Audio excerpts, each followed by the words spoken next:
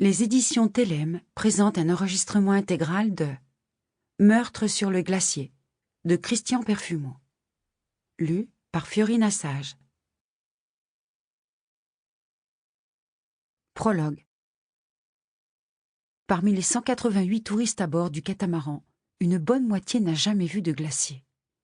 C'est la raison pour laquelle, après 40 minutes de navigation entre les icebergs, quand finalement le bateau contourne la péninsule, le pont de proue est bondé. Il y a des Chinois, des Allemands, des Français, des Brésiliens, des Espagnols, des Argentins et bien d'autres. La majorité avec le téléphone en l'air. Les autres sont équipés d'appareils photographiques munis de longs téléobjectifs. Ils tentent en vain de capter en une seule image les 1000 km² de glace vers lesquels ils se dirigent.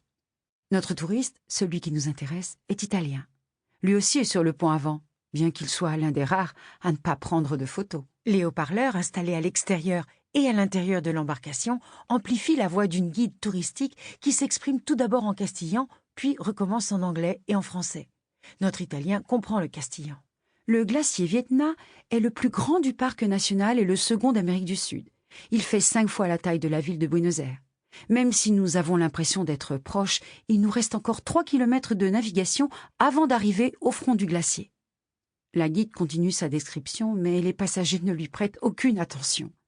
Il est impossible de se concentrer sur autre chose que cette langue de glace aux proportions inimaginables qui descend entre les montagnes noires.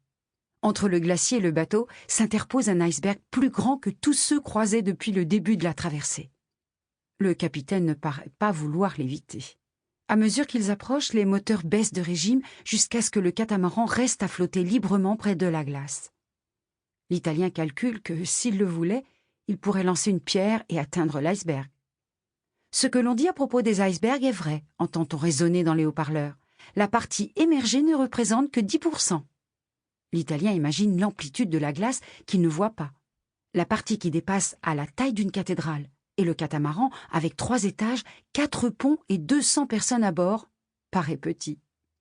Un homme et une femme, vêtus de blousons marrons et équipés d'appareils photographiques professionnels, se frayent un passage dans la multitude vers les 2 proues du catamaran, là où il y a les meilleurs points de vue sur les blocs de glace.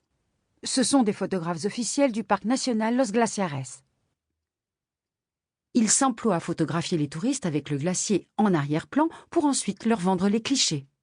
Au cours des 40 minutes de navigation jusqu'au glacier, ils ont attiré l'attention des passagers sur le fait que la glace réfléchit fortement la lumière et qu'il est difficile de faire de bonnes photos avec un téléphone. Si la personne qui pose sort bien, derrière, on ne voit qu'un... Sample complete. Ready to continue?